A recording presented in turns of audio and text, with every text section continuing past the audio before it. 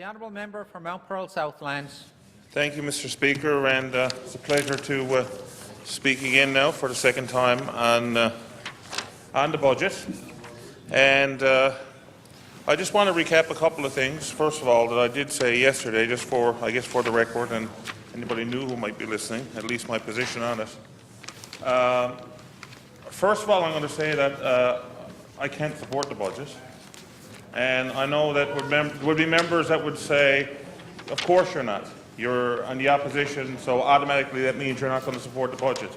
And I would say that I don't feel that way at all. Quite frankly, I wanted to support the budget. I was hoping I could support the budget.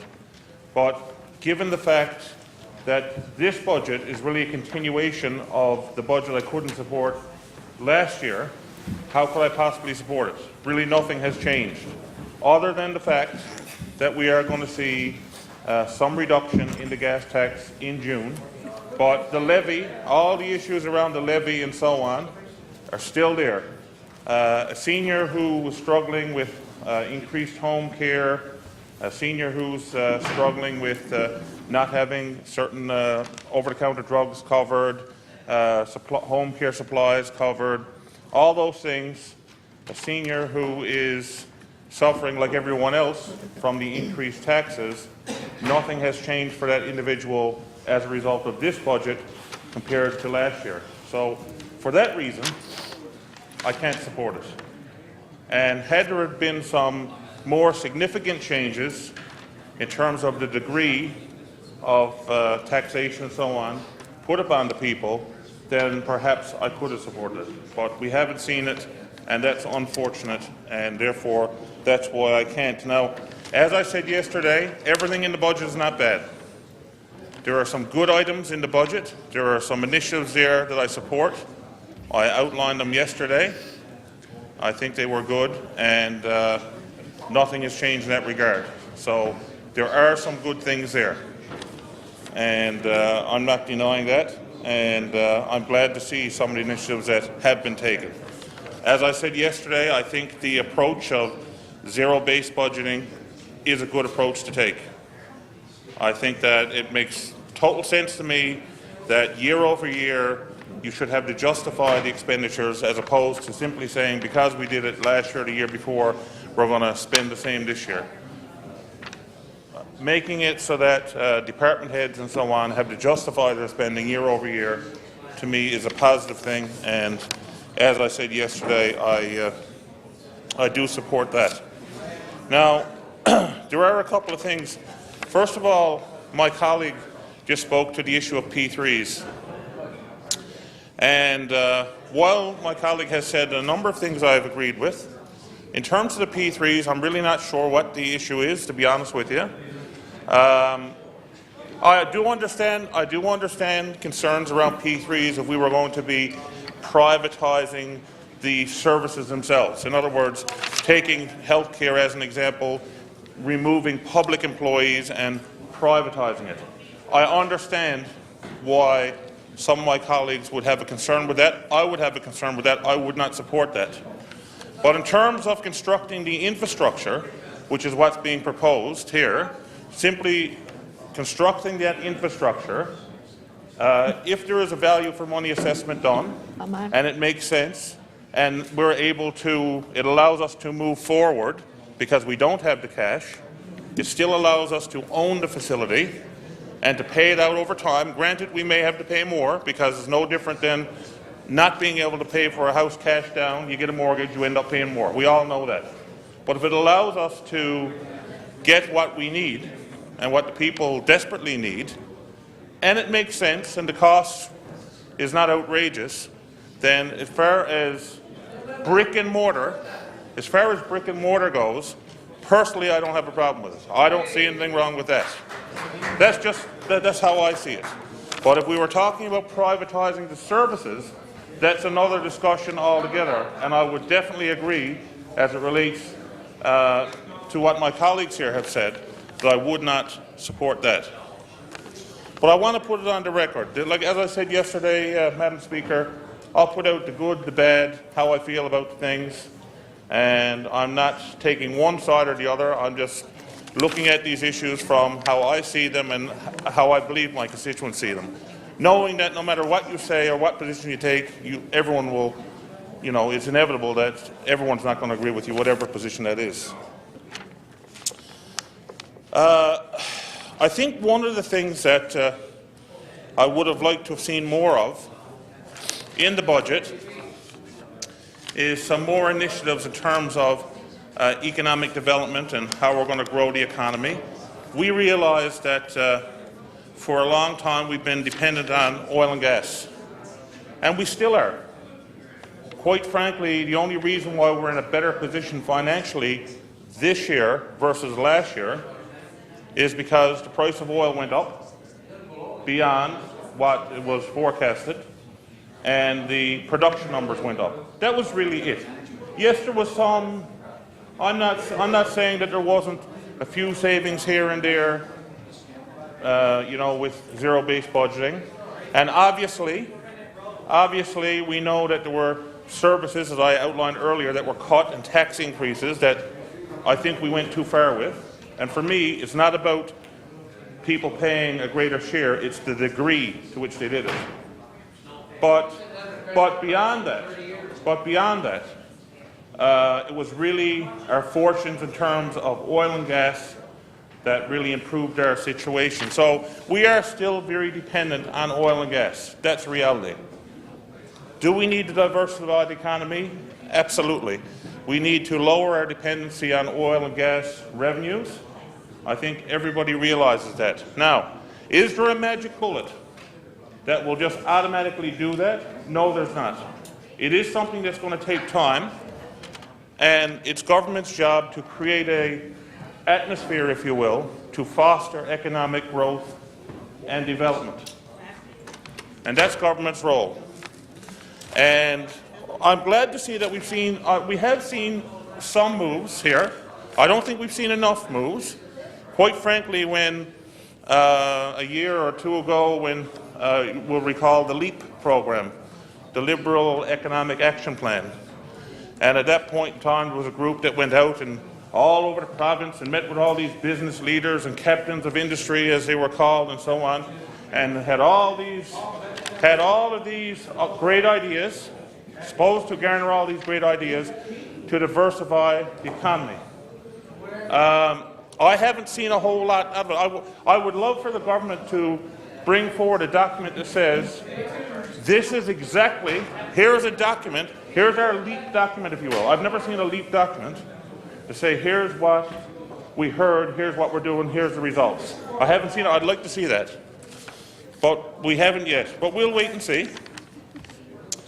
But there are some things that have been done, some initiatives that I would agree with.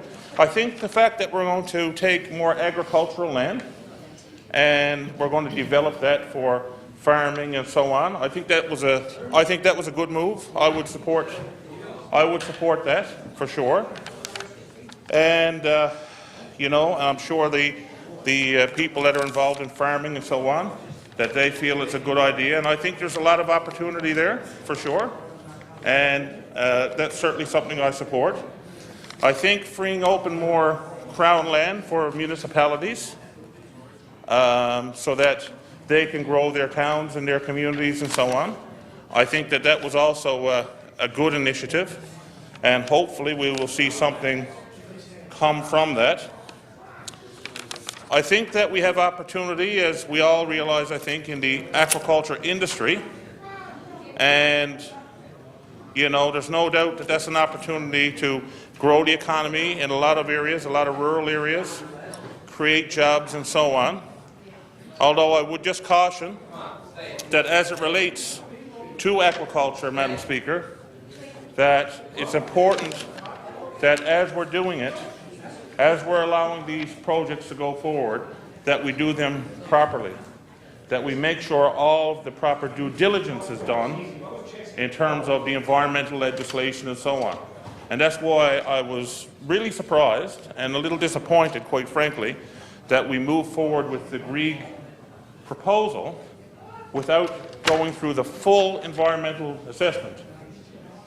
I want to see these things happening if it makes sense and it's not going to harm our environment. Like I said, it's going to create a lot of jobs, a lot of wealth, and we would all support that. But we do need to make sure, like I said, that we're doing the due diligence. And depending on who you listen to, you will get different perspectives in terms of whether this is okay for the environment or whether it's not. There's two opposing sides, obviously. There's two opposing sides. And while we want the jobs, without a doubt, we can't just say, because there's jobs, to heck with the environment. We cannot do that. We need to make sure we do our due diligence. And so if there's an environmental process, we should take that process to the nth degree to ensure it's done properly. And I actually met... Order, please. Order, please.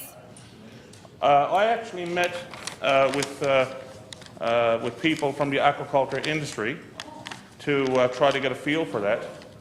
And quite frankly, I was surprised to learn, I was told by those people that they were surprised that on the Greek project, they were surprised that they didn't go all the way with the full environmental assessment. They were confident that had that been done, it still would have shown that the project is a good project and no concerns. And so they could not understand why you just simply wouldn't do it for the record, do all the due diligence, get it out there on the books, that everything has been done and it's safe for the environment and so on. So they didn't want, so they were surprised that that wasn't done. But anyway, as I said, I'm glad to see that. Order, please. I'm glad to see these types of initiatives, but as I said, let's do the due diligence. That's all I'm saying. It's amazing to me, Madam Speaker, that here I am actually supporting initiatives that are being going forward, and I'm still getting heckled for supporting it. It's mind-blowing to me. I'm supporting it. I'm supporting it. I'm supporting the aquaculture projects. I am supporting it. Order, please. Order, please. And the member for Placentia West, order, please. Order, please. This is the third time the Speaker have asked for cooperation of members of the House. If I speak any more, I will name specific members. The Honourable Member for Mount Pearl-Southlands. Thank you for the protection for the member from Placentia West. I'll name him. As far as aquaculture, there's an opportunity. Certainly, the fishery. I think the fishery is something that over the years I don't think we've paid enough attention to it. That we should have paid attention to it, and I really think we need to put more focus on the fishery. And it's important that we all work together to try to resolve some of the issues. I did write the Premier and suggested perhaps an all-party committee to look at some of the issues, and I would certainly still maintain that that's something that should be done, so that we can talk to stakeholders and come up with a united front on some of the important issues facing the fishery to advocate together jointly to Ottawa on, and I still maintain that as well. Madam Speaker, as far as the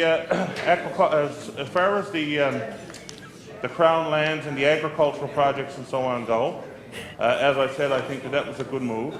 I think that one of the issues that I've heard in the past when it comes to raising our own beef and things like that, that the issue that we've had, while that's not growing, is because of inspection processes and the availability of federal inspection for meat and beef and so on. That's something I think that should be looked into for sure. Of course, one of the biggest opportunities we have in the province for growth is tourism. And I'm glad to see that we're continuing to, I guess, go down that road to try to promote tourism. But when I was out and about, I guess, last summer, up around the Northern Peninsula area and central Newfoundland and so on, and there's no doubt there's an awful lot there to offer. But there was three things that I noted, at least, from a tourist point of view, that we really need to be working on. So one was the roads. Now, we all know there are issues all through the province with roads. And we know that apparently we have a new system in place now that's supposed to take the politics out of pavement or so on, whatever the terminology is. And it's supposed to be, it's a matrix and so on. Part of that matrix, if it's not there, needs to be tourism. And I will just use an example. We have Elliston, the root cellar capital of, I don't know if it's root cellar capital of the world, is it, or is it just of North America or whatever it is? Anyway, it's on the Bonavista Peninsula. Beautiful spot. The Sealers Memorial is down there and so on. But the road to go down there is absolutely brutal, to say the least. The road is brutal. So, you know, if we're going to have an area like that, that's going to offer that experience to, you know, for tourists and so on, then it is important that the road getting down to that particular site is in good condition. And that has to be part of the minister saying it's on the list. Good, glad to hear it. Minister of Municipal Affairs said that road is on the list. Excellent. This year, good, perfect. And but I guess my point is that, you know, part of this matrix for roads and stuff like that has to take into consideration tourist opportunities and so on, because people have to be able to get there and get there safely. The second thing I noticed when I was around was signage. Signage to get to the various tourist sites is not always great. Sometimes there might be a sign when you actually get right down next to it, but there might be a bunch of roads. For example, you could see a sign on the highway or off the highway saying certain tourist attraction, turn right. But you go down right and there could be, you know, 2 or 3 turns, lefts and rights and everything else to get to the actual site, and when you get down there you can't find it because of very poor direction. So another thing I think we really need to look at is the signage. And not from our perspective. It's fine for us to say, well, we're from Newfoundland, we know where these places are too. But you got to put yourself in the mind of a tourist who's never been here, has no clue where these places, these sites are to, and, you know, to look at from their perspective. And a lot of them, I'm told by member, a lot of them that were there are blown down, so they need to be maintained. That's obviously an important piece as well. But someone really needs to look at the signage to our main tourist sites from a tourist's eyes who doesn't know where they're going to, and ask themselves, if I didn't know how to get here, and I come to a fork in the road, and there's no sign in that fork that says go left or go right or whatever, well then how, if I'm a tourist, how am I going to know? So I think we need to do that. The other thing I noted was the maintenance of the actual tourist sites themselves. There are some really high quality tourist destinations here in Newfoundland and Labrador. And there's a lot of them that are kept up very well. But there's also a number of tourist sites, if you will, off the beaten path that are in like terrible condition. And I found a number of those when I was going down different areas where you might see a sign or something and it pointed, said there was a sign or whatever to a certain location. And when you get down there, when you get down to that site, you would note that perhaps the area, not just the road, but the area itself, that whatever the storyboards or whatever that were there were all marked up or torn down, or if it was a walking trail or a little bridge there, that was all beat down. If there was a pull-in area with playground equipment, it was all rusty and falling down and so on. Now, I'm not saying that we can maintain every single site in the province, and perhaps what we need to do is take an inventory and say what sites are the major sites that we can afford to maintain, and make sure that those sites are in the best possible condition. And if we've got other small areas here and there that are not being used and are falling apart, then simply take down the sign altogether and don't use it. But don't have a tourist drive for a half hour down through some road to get down to something and it's all falling apart. So there should be an inventory done of that. And I think that would be another thing to improve from a tourist point of view. So, Madam Chair, I'm pretty much out of time. Those were just some of my thoughts. I got 14 seconds left, so I'll say the other impediment to tourism is the ferry system and the cost of the ferry system. And I think that that's something as well that we need to all be lobbying to get those rates down so we can get people here to our beautiful province. Thank you, Madam Speaker.